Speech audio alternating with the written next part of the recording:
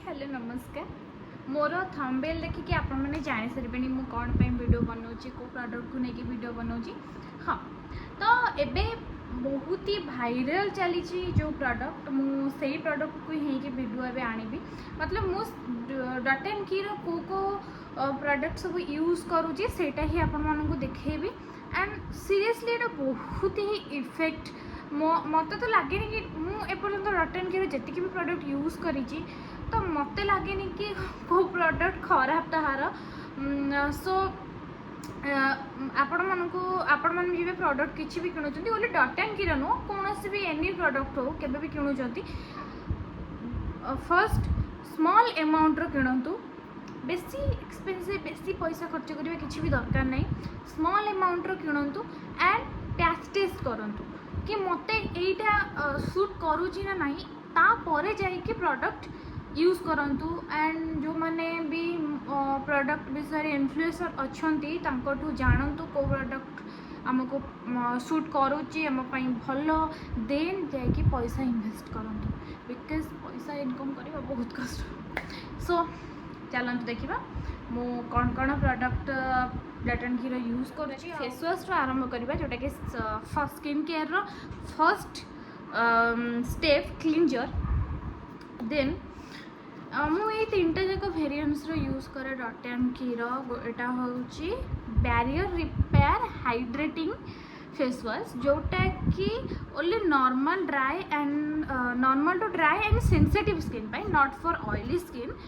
तो ये बहुत ही भल मोर ड्राई स्किन सो मो पाई तो ये बहुत ही परफेक्ट जो मान ड्राई और सेंसिटिव स्किन मीन्स जो मान पोर्स ओपन थी फेस रे एंड बाहर को टिके खरा को पड़े रेड रेस आस जाऊ तो जानवी आपंकर सेंसिटिव स्किन तो this is the perfect for you. Then lime रो स्पोर्ट्स फेस वाश जोटा कि मु जिम गला बेले यूज करे कहीं मोर नोज एरिया माउथ एरिया बहुत स्वेट हुए एटा ऑयल स्वेट कंट्रोल करेबो। एटा ऑयली स्किन पे बहुत ही परफेक्ट माने सी ऑयल आप लगे गला पर आपको ऑयल कंट्रोल करेबो बेसी ऑयल आपनकर बाहर करियो दबनी फेस रु एंड एटा रिफ्रेश फील करेबो। तो I think Etah oily skin जो मानकर से बहुत ही परफेक्ट। सो आपण मैंने जब यहाँ को परचेस करा चाहिए मुझे डिस्क्रिप्शन लिंक रे देदेवी या फिर नाइका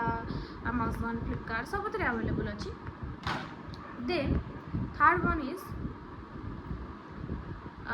ब्लड ऑरेंज रो फेस वाशटा एटा हूँ vitamin C plus E super bright face wash जोटा कि आदर सिलिकॉन ब्लड ऑरेंज नाइसिनामाइड अच्छी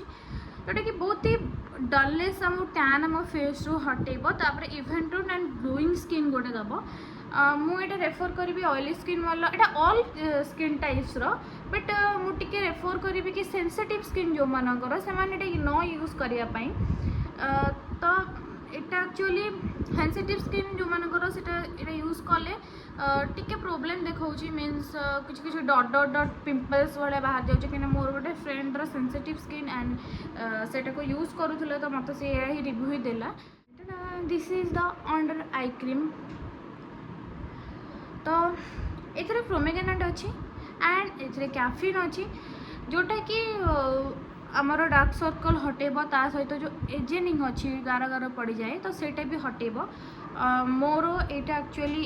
एटा मोर डार्क सर्कल नहीं तो मोर एटा हूँ एक्चुअली मोर गोटे इनसीडेंट रे गोटे जिनस हो जाता तो यहाँ मोर आखिरे जो स्पॉट रही जाइए सो ये देखा जाऊँ बट यहाँ डार्क सर्कल नुह फिर भी एटा बहुत ही भल एंड बहुत सारा ब्रांड्स एमती अच्छी जोटा कि यूज कले कि पकौनी बट डॉट एंड की सुपर मुझे तो ये आपको रेफर करी यूज करने जार बहुत सारा डार्क सर्कल अच्छी एजेनिंग भी जाइए आखि तले गोटे स्मूथ टेक्चर दब आपण को। हाँ आर आर येटा भी अच्छी जोटा कि लगे आपको बहुत इजी हम बहुत इजी हम आपको लगे बहुत शीघ्र ऑब्जर्व करुँच बहुत शीघ्र।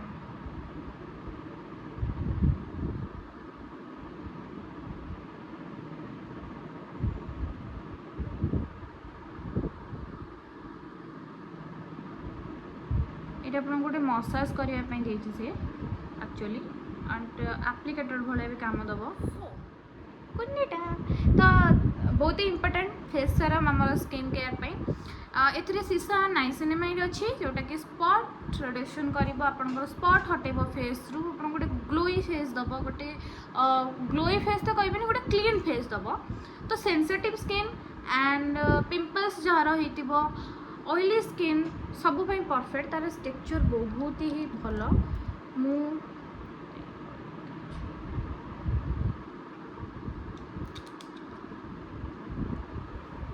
संगे संगे ऑब्जर्व हम ये संगे संगे क्विक ऑब्जर्व बेस्ट तो मु एक्चुअली सेरम अलग किसी ब्रांड यूज कर तो डॉट एंड की मु आनी भी ये मत आसाला पीआर पाई तो भल अच्छे किसी भी खराब नहीं देन सबुठ इम्पोर्टेंट क्यूट क्यूट है this is lip plumping mask vitamin C plus E जोटा कि मास्कटा लिप्र एंड दिस इज स्क्रब ये बोलते सुगर हाँ सुगर स्क्रब तो मुझे सुगर स्क्रब एंड ये यूज करुँची स्क्रब मास्क लिप पाई बहुत ही भल आपंकर डेड सेल्स एंड जो फाटिक क्राक हो जाइए डेड सेल्स ये सबकि हटेदब आ गोटे आपन गोटे पिंप्रीमेंट टाइप गोटे फील दब भल बहुत ही भल अच्छी एंड यहीटा गोटे लिप प्लम्बिंग मास्क तो मतलब लिप बाम भाई आपको लगे एमती लगे देखिए रखीदेवे तापर ऑटोमेटिकली किसी टाइम पर 10 to 15 मिनिट्स पर तो आप वाश करके देन लिप बाम लगे पारे भल अच्छे देन हाँ यहाँ हूँ रटनकीर underarm roll on watermelon and cooling underarm roll on ये 4% AHA एंड BHA अच्छी तो मुझे रेफर करी लगेवाई बिकज यहाँ AHA BHA अच्छी जेहेतु तो यहाँ नाइट पिगमेंटेशन आपंकर हटेब एंड ऑर्डर कंट्रोल करेब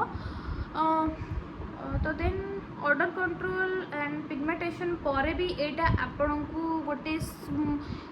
कूल कूल फील दब कहीं खरा दिन है ना तो कूल कूल फील दरकार दब यहाँ पिगमेंटेशन भी आपंकर हटेब जेहेतु मोर पिगमेंटेशन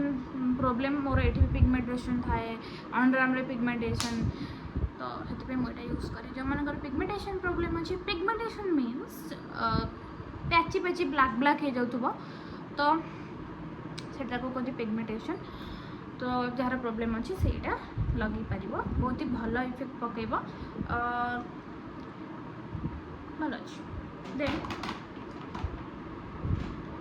देन आसिले सनस्क्रीन को यहाँ मुझे अलरेडी गोटे वीडियो पकई सारी आपने देखी सारे यहाँ हूँ स्ट्रॉबेरी ड्यू टिंटेड सनस्क्रीन आपको लगे सारापर रियली आपको लगे सारापर आपको किसी भी लगा दरकार नहीं बस गोटे लिप बाम लगातु और बाहर को जातु बहुत ही भल हाँ मुझे कहबी जिम गला कारण मुझे जिम गला लगे जाइए तो बहुत स्वेट कंट्रोल करोनी मतलब आप स्वेट बाहर चिपके चिपके टिके हम बेस ना जना पड़ोनी अधिका बट हो जाऊँगी बट परफेक्ट अच्छी जो मैंने आप बाहर को जाऊँगी आपको किसी लगेबा इच्छा ना कि मैंने मेकअप नवा को इच्छा ना बोर डे अच्छी मो भाया गध होते बोरिंग डे लगुच आपको तो लगेबे बाहर पलैबे SPF 50+ PA+++ अच्छी एंड यार सेट हूँ 02 मोर सेट अनुसार यहाँ 02 मो भल सेटा अच्छी एटा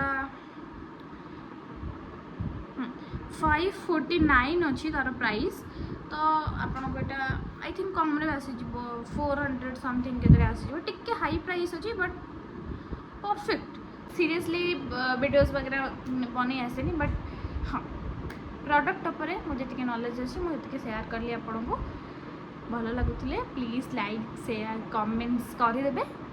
थैंक यू।